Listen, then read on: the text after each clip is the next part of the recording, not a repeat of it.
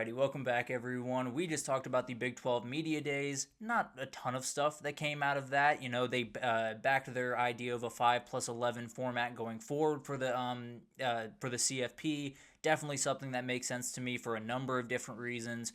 And then, the comments from Scott Frost really kind of stole the week over there in Dallas. But let's go ahead and move forward and get into my biggest concern for the top 10, at least my post-spring top 10 that I put together a little bit ago. If you want to see the description for why I have these teams where I have them, you're more than welcome to go look back at that. Probably will be updating this with a couple of minor tweaks here pretty soon, so definitely be on the lookout for that. But let's go ahead and jump into this, and we'll start down at number 10. And we'll start with the Arizona State Sun Devils, a team that did incredible stuff last year. But the reality is, you got to replace the bowling ball. You got to replace Cam Scatabo. And the reality is, not a lot of teams have had to replace someone of that magnitude. Because I think a lot of people understand how big of a part of the run game he was. How big of a part he was, in pass protection. And he was the heart and soul of that team and all that great stuff. This guy was a really good pass catcher. He was, I believe, third on that team when it comes to pass catching, and he was a hugely important player. He might have been first after Jordan Tyson went down, frankly. So he is a player that you're not going to replace comfortably. I'm just going to say that confidently. Now, I love Kalen Brown. He can really play some football. Very, very physical guy, even though not necessarily a huge guy. Very physical at the point of attack. Kanye Udo, same exact guy. Definitely a very, very physical runner coming over from Army. Not scared to run in between the tackles over there at Army. So absolutely will be a guy that could fill kind of that Scatabo type role. Just be a little bit more of that aggressor, a little bit more of that bowling ball type running back that is really, really tough to come by. And this guy was as important to any team, to his team as any other player in the country was to their team. So it's going to be really, really hard to do this. Now, I think they should be okay. When you have a guy like Jordan Tyson, granted he has to stay healthy, but if you have a guy like Jordan Tyson on the outside, you have a quarterback like Sam Levitt that should take another step forward from last year. I think Kalen Brown with Kanye Udo is a very, very talented duo. I think they're going to be okay. I would be shocked if they got the production from the running back position that they got a year ago, just because the production was so out of this world for Cam Scatabo. They're going to have to be a little bit more diverse this year, and I think they have the capability of doing that. I'm also worried about some things on the defensive side coming into play, but the reality is, when you have to replace a player of that caliber, it's going to be really, really hard to do. Same thing that I think Penn State's kind of dealing with Tyler Warren. They might have a couple more answers up there than Arizona State does, but at the end of the day, when you're replacing the heart and soul of your team and the best player on your team, you got an uphill battle. I think they'll be able to handle it, but definitely a huge, huge blow to that team, and will be really interesting to watch how they kind of adapt going into the season. Alabama here at 9, another team that probably will bump up just a little bit in these next one, but the quarterback question has to be the biggest concern that everyone has, because I'm not saying that Ty Simpson's going to be a bad quarterback. I think he's uber talented. I think he can do all the things that Kalen DeBoer and Ryan Grubb is going to ask him to do. But I think the reality is, you look at this team, I really like the wide receivers. I really like the offensive line. I really like the pieces around him. I can't sit here confidently and say that Ty Simpson is going to light the world on fire. I can't say confidently that he is going to be the quarterback that can get them to the national title. I might say more readily that Keelan Russell ends up finishing this season for Alabama. I really like what Ty Simpson is. I think he can run this offense very effectively.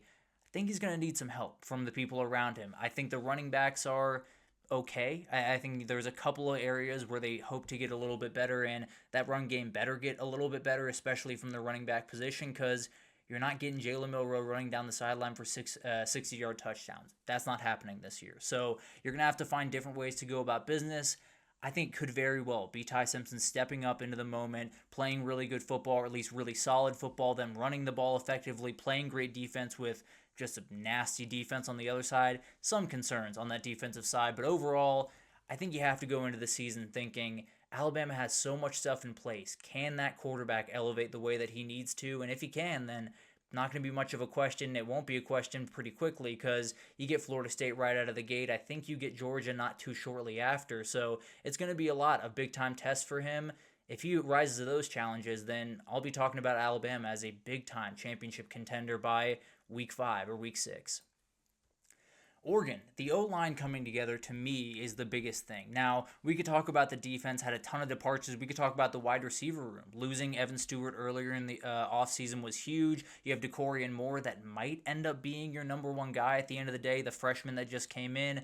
All of those guys are very talented. Love Jerry Dickey. I think Gary Bryant Jr., I think he could make some big time plays, but the reality of the matter is you have a young quarterback back there, and the last two quarterbacks that came in, it was a plug and play situation largely because they had one of the best offensive lines in the country, and they were continuing to put them in good positions to win. They were continuing to give Bo Nix and Dylan Gabriel as much time as they needed, and the offense just really ran from there. They need the offensive line to come together. They need guys like Isaiah World to be the guy that he was down at Nevada up at Oregon, and that's a big-time ask. Alex Harkey coming from Texas State up to Oregon, a big-time jump. Now, I think the interior is great. You have Matthew Bedford. You obviously brought over Emmanuel Pregnon from USC. I think they're going to be really solid on the interior.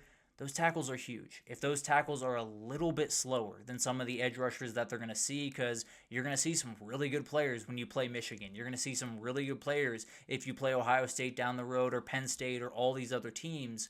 That can be the difference between going undefeated and 9-3 is that one big time sack on 3rd and 10, or Dante Moore getting a little bit happy-footed in the first quarter because he has guys like breathing down his neck the entire time. Denied Dennis Sutton is giving this guy fits, and you have a lot of questions. So I thought about putting the wide receiver group here.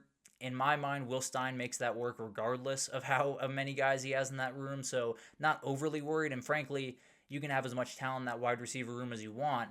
If you can't block, you're not going to do anything. So that O-line room coming together the way that I think it very well can. I think all these guys are uber talented. Just a little bit worried about that jump from the group of 5 to the power 5, especially for those tackles. LSU, the biggest thing for me, and I think the biggest thing for just about everyone around Baton Rouge right now, is just the defense playing to the talent level. Now, the defense was not good last year. It had moments throughout the year where you thought they were kind of getting onto something, and then they would have the Alabama game. They would have a game where they just looked all out of sorts, and the back end was a little bit all over the place, some young players playing some big-time snaps.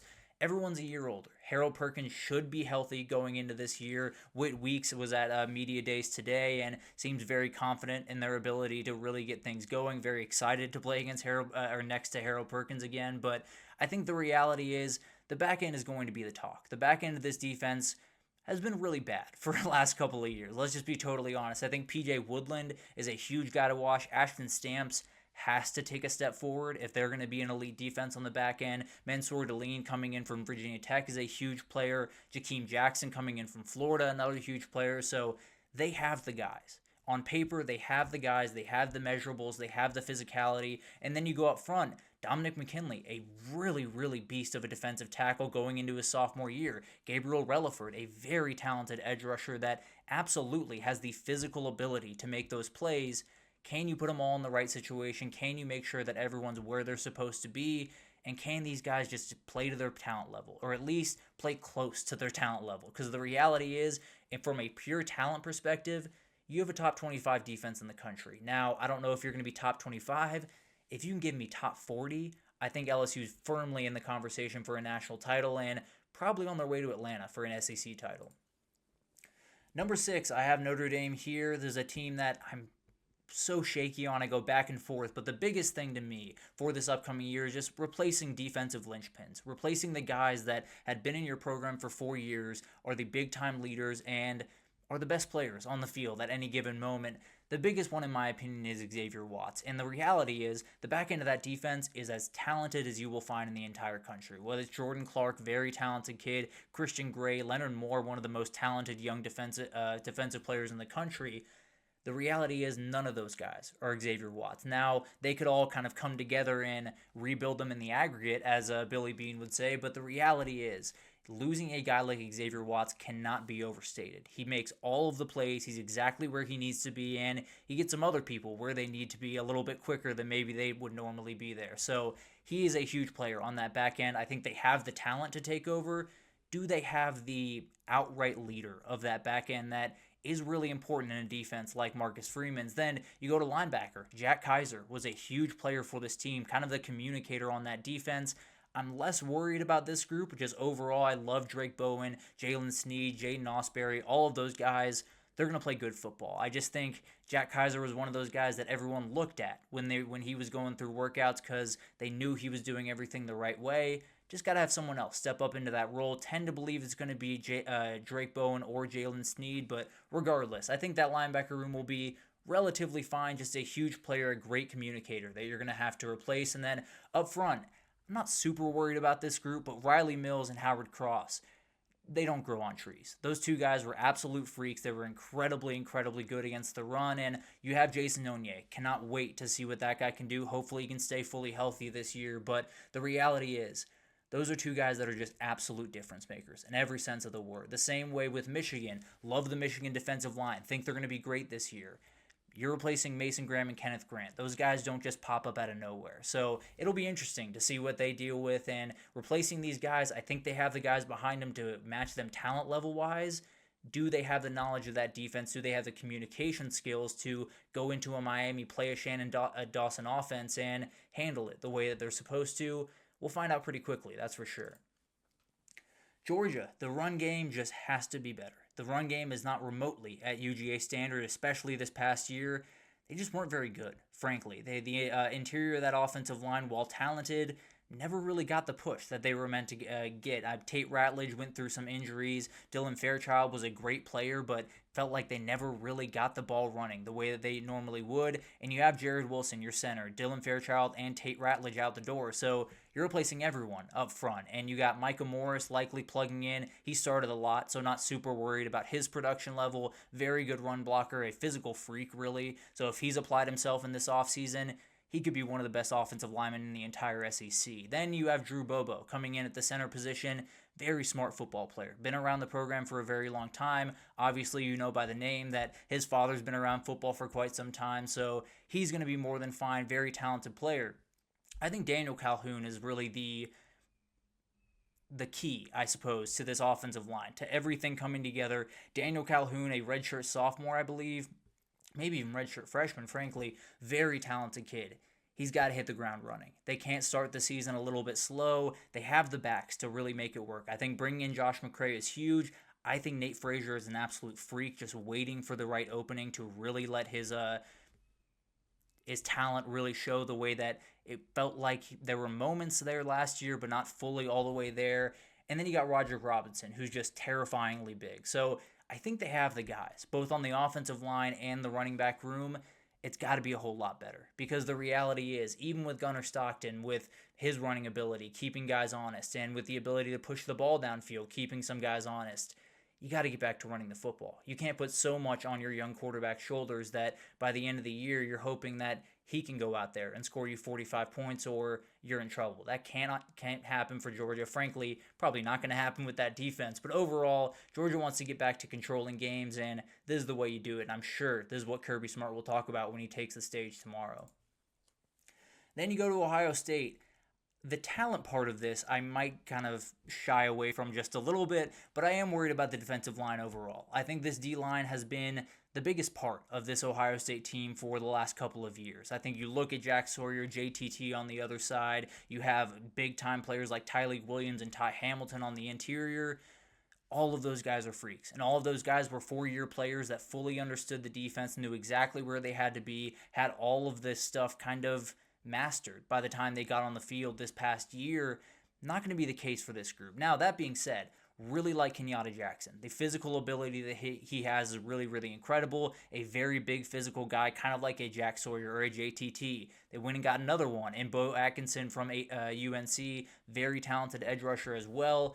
It feels like they got two guys that, at least on paper, fit that kind of mold of the Ohio State edge rusher. Will they be fully ready to go, at least in week one, against a team like Texas that they are breaking in new tackles, and that's something actually we'll talk about here in a second. But overall, I think you have the guys. I think Edric Houston is going to be a really talented player as a sophomore coming back this year. When you get past that, I'm not super confident in this group. I think they have the players. I think they have the talent, obviously, because Ohio State really doesn't have the talent, but I do think last year this was their superpower. The defensive line, especially the interior of that defensive line, kept them in every single game. There was not a game that they were out of. There was not a game that they were ever going to be out of, because there was not a team that was going to be able to run the ball for a win against this Ohio State team. I can't say that confidently right now. Now, I think it will all work out. I think Kenyatta Jackson will end up becoming a very, very good, huge player for them this year. How quickly can that happen is a big time question mark for me. And you're playing one of the best teams in the country to start the year in Texas, and it'll be interesting to see how quickly that defensive line gets going. Over to Clemson, kind of the other side of the coin here. Pass pro against the big boys. And this is something that I believe Brooks Austin was talking about when he broke down the Clemson take from Texas. If you haven't watched that, go watch just about everything over on the Film Guy Network. Does an incredible job, and you'll learn something about football. I promise you that. But this is what Clemson comes down to.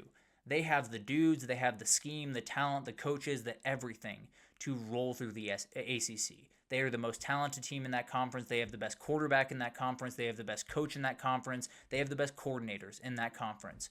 The reality is Clemson doesn't just want to win the ACC anymore. They want to get back to winning national titles. They want to get back to not showing up to a Texas game and giving up 270-yard rushing touchdowns to lose that game. They don't want to be in a situation where they kick off the year with Georgia and just get their faces pounded in, just get absolutely torn to pieces the entire afternoon. That's the reality of Clemson right now. They are plenty good enough to tear apart the ACC. Are they good enough to win those playoff games when they very much matter? Because you saw them against Colin Simmons and Trey Moore and a lot of the talented edge rushers that Texas had last year. It wasn't pretty. Cade Klubnik was very, very worried in that game. His feet were shuffling all over the place, and that offensive line is a very experienced group coming back. I really like that group. You got Blake Miller as kind of your linchpin over on that left side. The reality is this team just has to be better. It just has to be better against those elite opponents. We won't be able to see it really until the postseason. So it'll be kind of interesting to see this offensive line. Are they dominating guys? If they play Miami in the ACC championship, I think them against Ruben Bain could kind of be a precursor to some of the Colin Simmons or Denai Dennis Suttons that you'll see down the road. But the reality is Clemson wants to win a national title this year. If it's going to happen, you've got to give Cade Klubnik a little bit more time than they gave against Texas, because it got sketchy for him very, very quickly, and you saw it kind of unfold against Texas.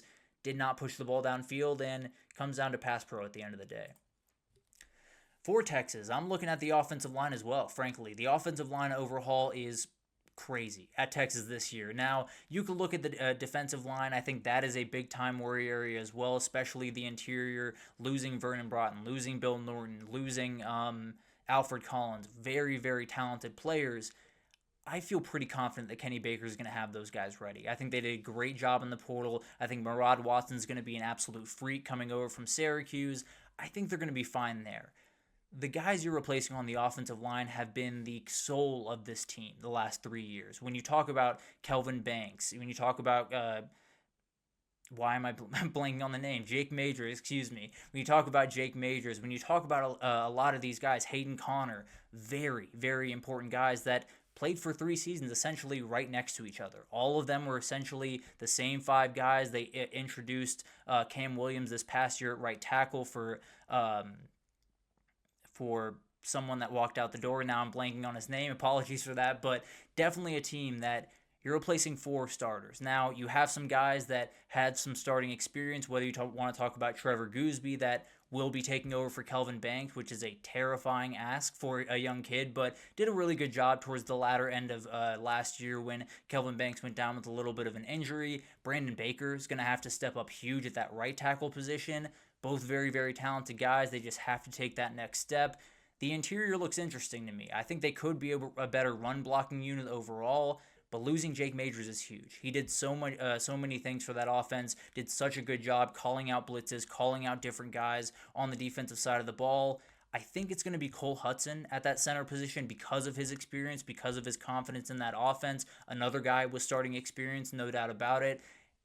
But then you could have Connor Robertson, you could have Daniel Cruz. There's a couple of different options there. Overall, you look at this offensive line, losing 4 starters is very, very hard to come back from.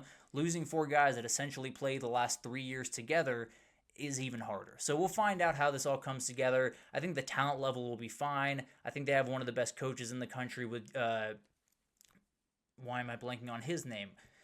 I think they have one of the best coaches in the country. I think they'll be Kyle Flood, excuse me. I think Kyle Flood will have those guys ready in week one, no doubt about it, but definitely something to watch. I said Ohio State's concern was defensive line. I think Texas's offensive line, and we'll find out on week one which one of those is not so much of a problem and one is probably going to be a pretty big problem after that game.